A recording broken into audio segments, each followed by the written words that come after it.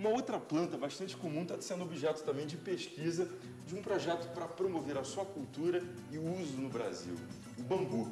Segundo especialistas, o mercado para produtos de bambu no mundo movimenta cerca de 5 bilhões de dólares por ano. A gente vai conhecer esse projeto no Rio de Janeiro.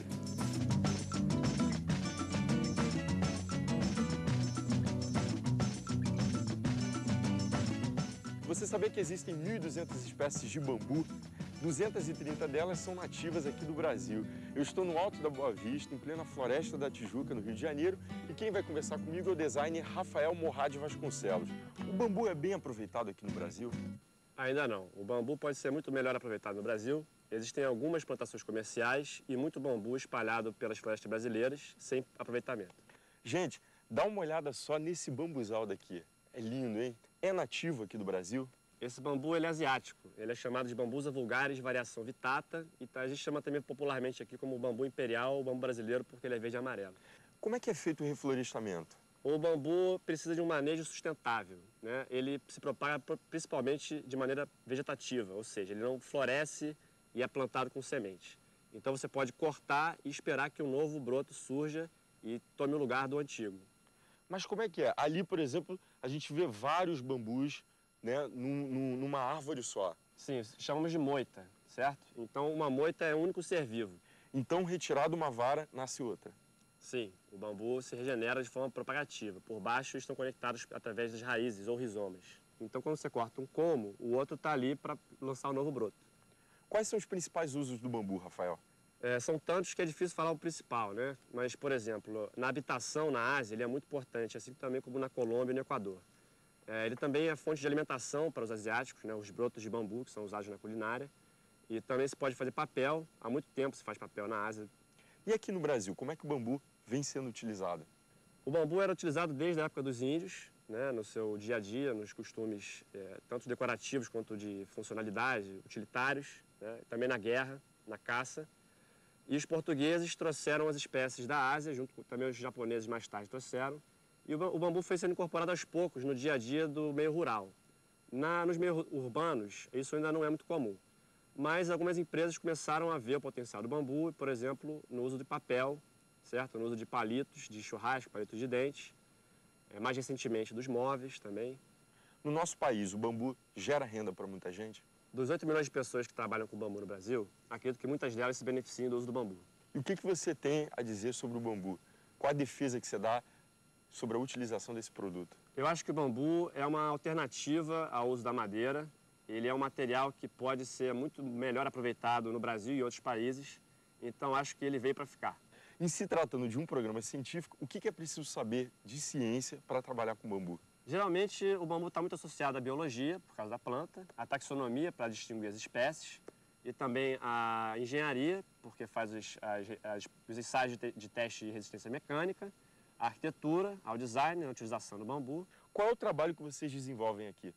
Nós fazemos praticamente trabalhos de decoração e utilitários com bambu, tudo sob encomenda. Fazemos móveis, fazemos paredes, forros de teto, forros de parede. Tô curioso. Vamos ver? Vamos lá. Então vamos lá.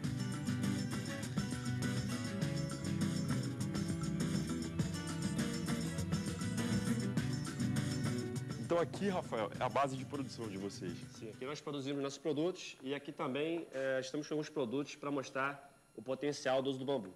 Como, por exemplo, esses pisos de bambu laminado, certo? Que lindo, hein? São feitos a partir de taliscas ou de sobras de taliscas. O que é talisca? Taliscas são as partes retas que se tiram do bambu curvo. E aí, como é que é o processo? Esse processo pode ser feito de forma artesanal ou de forma industrial, que é o caso desses pisos.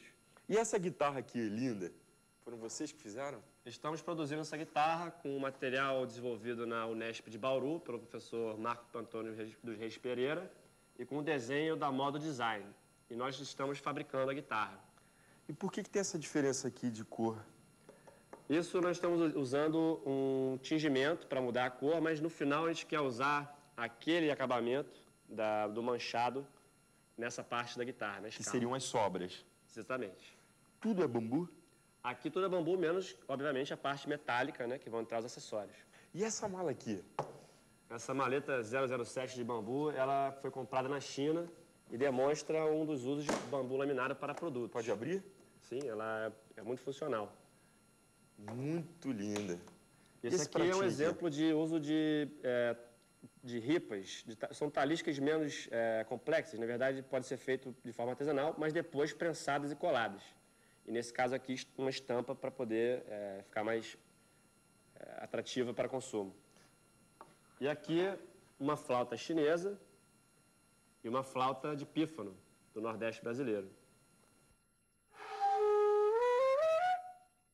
Muito legal, é.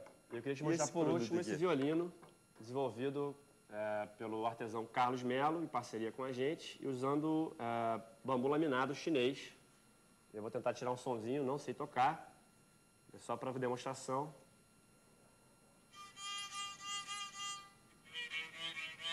Além desses produtos aqui, vocês têm projetos. Sim, nosso dia a dia está mais próximo a esse tipo de projeto aqui. É um biombo em produção, vai ser instalado numa cliente lá no Catete. E também, por exemplo, eu trabalho de forração, como aquela janela da nossa própria oficina. Que lindo, hein, Rafael? Móveis sob encomenda, construções pequenas. Num projeto de construção de uma casa, o que vocês fazem?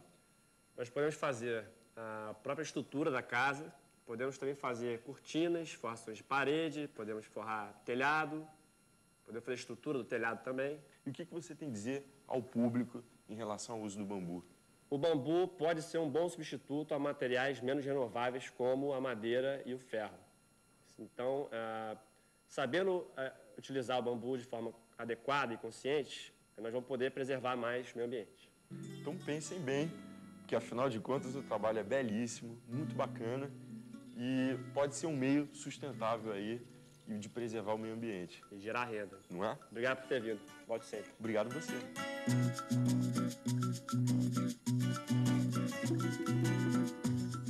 Projetos inovadores não param por aí, não.